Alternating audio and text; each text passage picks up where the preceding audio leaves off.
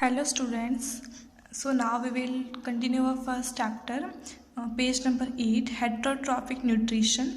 The mode of nutrition in which an organism takes food from other organism is called heterotrophic nutrition.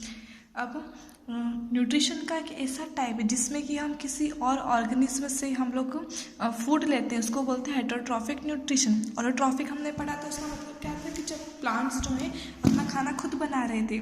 Heterotrophic मतलब क्या होता है, किसी और पर निर्भर रहना अपने खाने के लिए। Organism other than green plant and blue green अलगी follow heterotrophic mode of nutrition. मतलब सारे ऑर्गेनिज्म जितने भी हैं, जितने भी प्लांट्स वगैरह हैं, सिर्फ ग्रीन प्लांट को, ब्लू ग्रीन अलगी को छोड़कर बाकी सारे हेटरोट्रॉफिक मोड ऑफ न्यूट्रिशन में आते हैं। Heterotrophic plants are of 4 types. Heterotrophic plants जो हैं वो 4 प्रकार के होते हैं। First is parasitic, second one is saprophytic, third one is insectivorous and last one is symbiotic. इसे हम रीड करेंगे। अब पैरासाइटिक प्लांट्स, इसको हम क्या पढ़ेंगे, parasitic plants.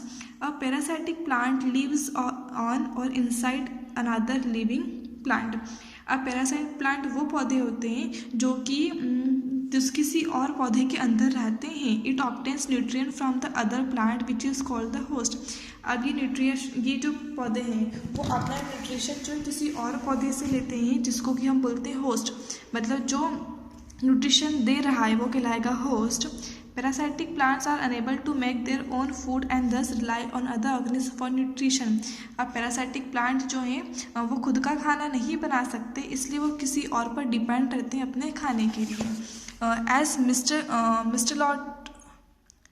mistletoe grows on a tree and uses its root to embed a tree's bark, which allows mistletoe to absorb the tree's nutrition। अभी क्या है, mistletoe एक पौधा है जो कि पेड़ पर रहता है, पेड़ दूसरे पेड़ पर उगता है, जो क्या करता है अपनी रूट से उसकी जड़ें जो है दूसरी ट्री का जो न्यूट्रिशन है वो एब्जॉर्ब कर लेती है। जिस तरह से ये पौधा दे रखा है, ये पौधा क्या करता है, दूसरी ट्रीज का न्यूट्रिशन एब्जॉर्ब करता है। Some mistletoe can harm a tree and cause deformities in a tree's branch, but usually it doesn't kill its host. If the host dies, the mistletoe dies.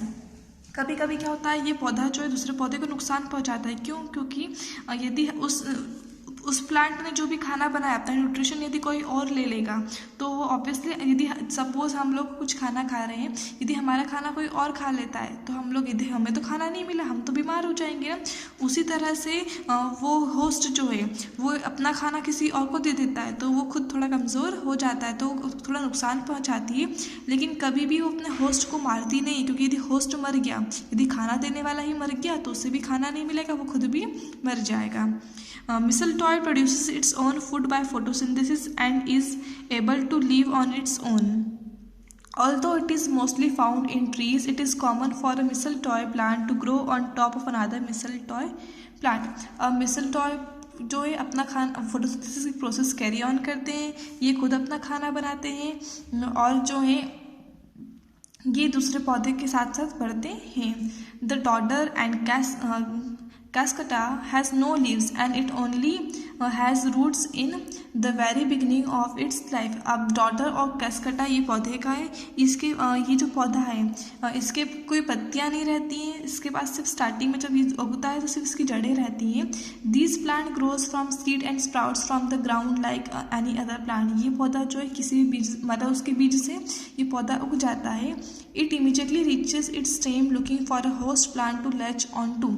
अब जैसे ये पौधा थोड़ा बढ़ता है तो ये दूसरे पेड़ को ढूंढता है जिससे कि वो जिसके स्टेम से कनेक्ट होकर उसका न्यूट्रिशन वो ले सके।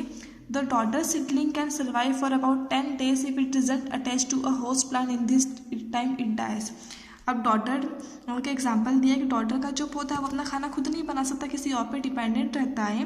तो जब वो बीज जब स्प्राउट होता है, जब वो पौधा उगता है तो 10 दिन तक खुद सर्वाइव कर सकता है, लेकिन 10 दिन के अंदर कोई उससे होस्ट नहीं मिला, मतलब कोई और पौधा नहीं मिला जिससे न्यूट्रिशन वो ले सके, तो वो 10 दिन के अंदर मर जाता है। Once the dodder seedling find a host plant it quickly twines itself around the plant stem. जैसे डॉटर जो पौधा है उससे यदि होस्ट प्लांट मिल जाता है तो वो जल्दी से वो क्या करता है, उस पौधे की स्टेम के आसपास वो घूमने लगता है, मतलब फैल जाता है। डॉटर ऑलवेज ट्वाइंस इन अ काउंटर क्लॉकवाइज डायरेक्शन है। अब डॉटर हमेशा क्लॉकवाइज, हमारी क्लॉक जो है इस डायरेक्शन में चलती है, तो क्लॉकवाइज डायरेक्शन में क्या होता है, वो उसके आसपास वो घूम जाते हैं। Next dodder loses its connection to the ground, it now totally depend on its host. अब जब एक बार उसे होस्ट मिल जाता है तो डॉटर प्लांट जो है, जो ज़मीन में की जड़ें हैं, वो वहाँ से पूरा कनेक्शन को छूट जाता है ग्राउंड से। अब वो किस पर डिपेंड है, पूरी तरह से दूसरे होस्ट प्लांट पर डिपेंडेंट है अपने खाने के लिए, अपने न्यूट्रिशन के लिए। तो पैरासाइटिक प्लांट्स वह रहते हैं जो किसी और प्लांट के न्यूट्रिशन पे डिपेंडेंट रहते हैं अपना न्यूट्रिशन लेने के लिए। सेप्रोफाइटिक प्लांट्स क्या होते हैं? Saprophytic plants are those which grow and live on dead and decaying organic matter of animals and plants. अब सेप्रोफाइटिक प्लांट्स वो पौधे होते हैं जो कि किस पे डिपेंडेंट रहते हैं? यदि डेड और डिकेइंग ऑर्गेनिक मैटर, जो डेथ होने के बाद जो भी डिकम्पोज मटेरियल वगैरह रहता है, उस पर ये पौधे बढ़ते हैं। Many bacteria and fungi have these mode of nutrition. अब से एग्जाम्पल क्या है? बैक्टीरिया और fungi. Saprophytes are of great economic importance because they convert complex organic substance of dead organisms into minerals. अब सेप्रोफाइट्स जो है बहुत ज़्यादा इम्पॉर्टेंट रहते हैं, बहुत ज़्यादा महत्व रखते हैं आर्थिक स्थिति के उसमें, कि ये लोग क्या करते हैं, जो सेप्रोफाइटिक प्लांट्स हैं वो ऑर्गेनिक सब्सटेंस, जो डेड ऑर्गेनिज्म का जैसे डेथ बॉडी वगैरह है, उसका ऑर्गेनिक सब्सटेंस को मिनरल्स में कन्वर्ट कर देते हैं।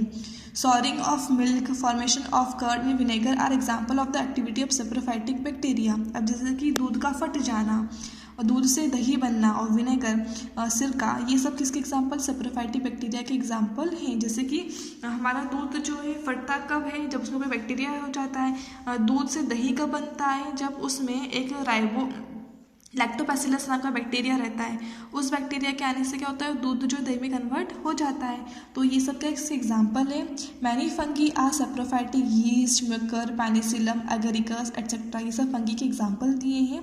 Fungi growing on wet bread, leather goods and food are example of saprophytes. अब क्या होता है, आपने देखा होगा कि लकड़ी पे क्या होता है, अधिकतर कंजी टाइप जम जाती है, उसको क्या बोलते हैं हम लोग? वो एक प्रकार का फंगी रहता है। और ब्रेड, यदि हम लोग हमारे खाने का ब्रेड वगैरह बहुत दिनों तक हम उसको रखे देते हैं तो उस पर भी एक लेयर आ जाती है। ये सब क्या है? फंगी के एग्जाम्पल हैं। नेक्स्ट है insectivorous plant. It is hard to believe but there are actually plants that eat meat. अब ये बिलीव करना काफ़ी मुश्किल है, लेकिन ऐसे बहुत सारे पौधे हैं जो कि मीट खाते हैं, दूसरे के मीट पर डिपेंडेंट रहते हैं बढ़ने के लिए। What's even more incredible is that this carnivorous plant actually trap their preys which are live animals, usually insects. अब उससे ज़्यादा मुश्किल क्या है हमारा बिलीव करना कि जो कार्निवरस प्लांट्स हैं ये एक्चुअल में अपने जो प्रेस में होता है शिकार, वो अपने शिकार को फंसाते हैं, पकड़ते हैं, जो कि क्या होते हैं? इंसेक्ट होते हैं। Such plants are called insectivorous plants. इससे पौधे को क्या बोलते हैं? Insectivorous plant. अब देखा आपको उसका नाम से समझ में आ रहा होगा आपको, इंसेक्टिवरस, जो कि इंसेक्ट्स को खाकर बड़े होते हैं। तो इंसेक्टिवरस प्लांट्स वो रहते हैं जो कि इंसेक्ट्स पर डिपेंड रहते हैं अपने न्यूट्रिशन के लिए। Some insectivorous plants are Utricularia, pitcher plant, Venus flytrap and Drosera। अब ये सब क्या है? इंग्लिश नेम्स हैं, साइंटिफिक नेम है पौधे के, तो ये सारे नाम दिए हैं। These plants are usually green so they can make their own food, but for preparing proteins they cannot get nitrogen from the surrounding।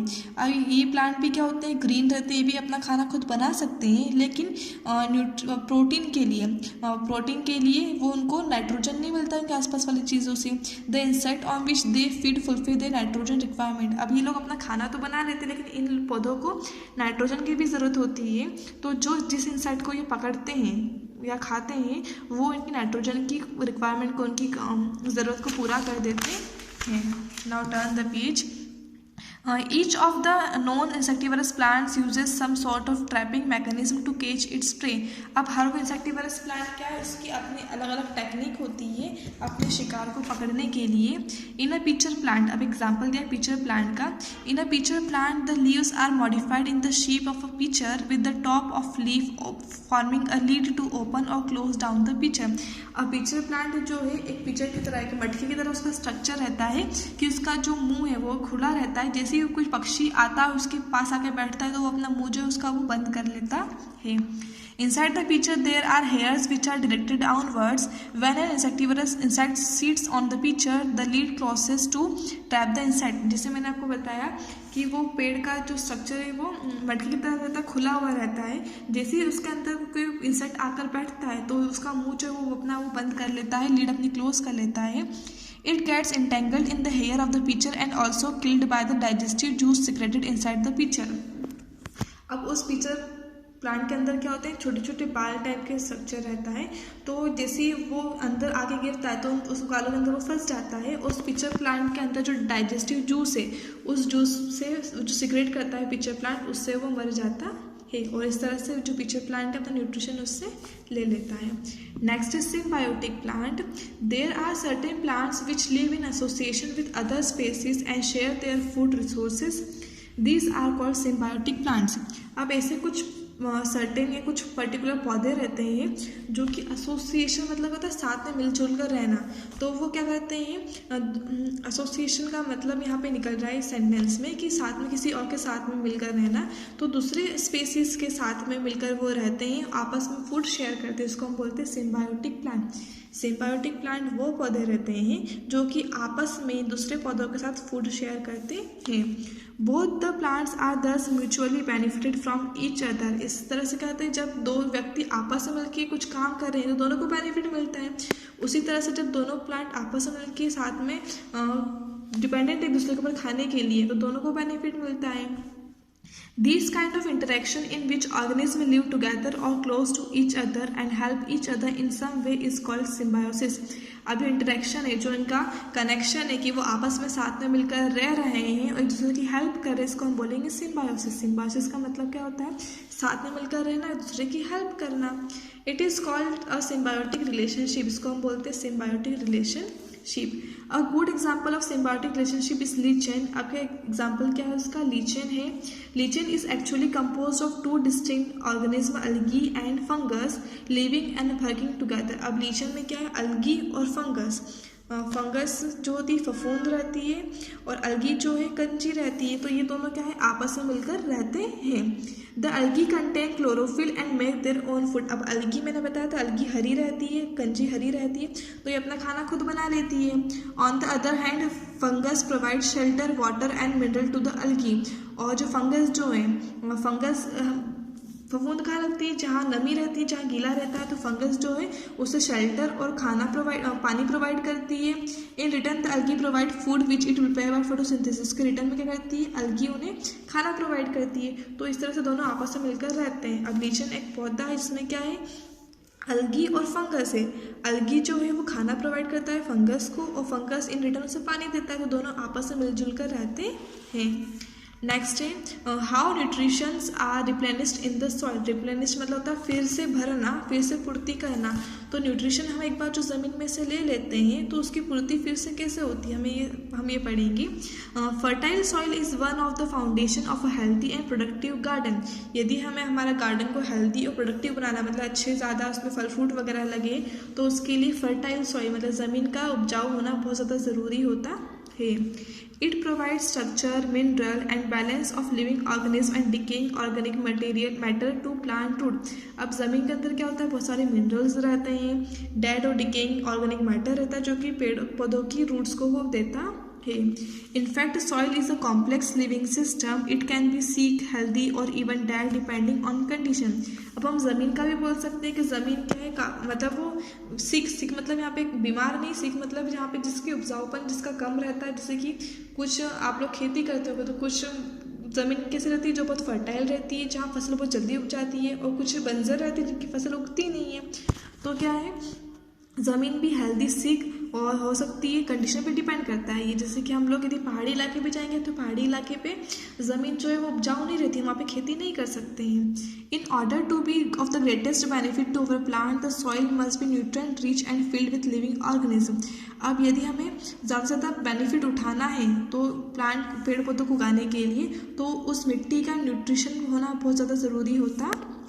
Fertilizers and manures contain plant nutrients such as nitrogen, potassium, phosphorus etcetera. अब fertiliser और manure जो हम लोग खाद वगैरह डालते हैं, fertiliser डालते हैं खेती में, तो वो क्या करता है, प्लांट को न्यूट्रिशन प्रोवाइड करता है, जैसे कि nitrogen, potassium, phosphorus. These nutrients need to be added from time to time to enrich the soil. अब टाइम टू टाइम इन न्यूट्रिएंट्स को ज़मीन को देने की ज़रूरत पड़ती है, मतलब फर्टिलाइजर वगैरह ऐड करने की टाइम टू टाइम ज़रूरत पड़ती है हमारी सॉइल को उपजाऊ बनाने के लिए। We can grow plants and keep them healthy if we can find out the nutrient requirement of plant. हम हमारे पेड़ पौधों को हेल्दी बना सकते हैं, उन्हें जल्दी बड़ा कर सकते हैं यदि हमें पता चल जाए कि हमारे पौधों को कौन से न्यूट्रिएंट की रिक्वायरमेंट है।